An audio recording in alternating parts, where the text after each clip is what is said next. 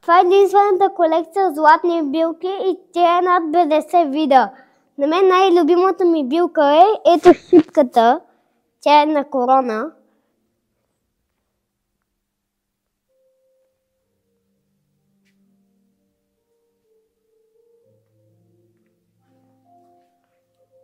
И сега вече може да ви покажа как се правят тези златни билки.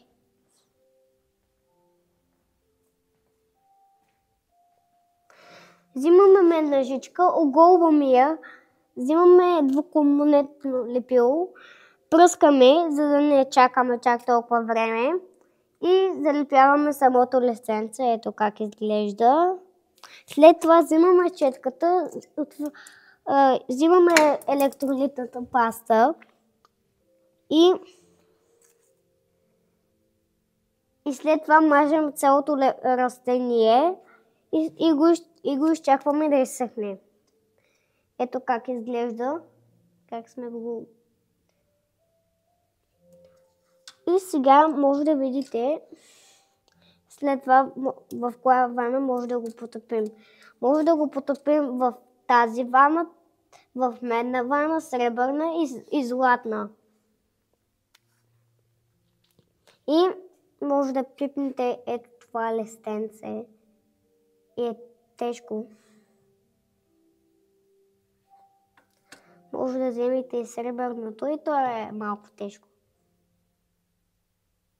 И вече златното е малко вече по-тежко. И се запазва гена на растението и може да се увековечи растението пак. Ето как отвътре изглежда.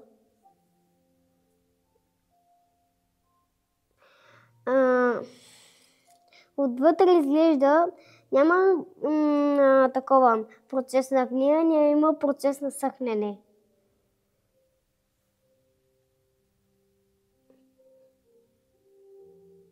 Ето как е съхнало. И тук вече може да си изберете едно от златните или едно от медните. Ето сега ще ви покажа една голяма роза.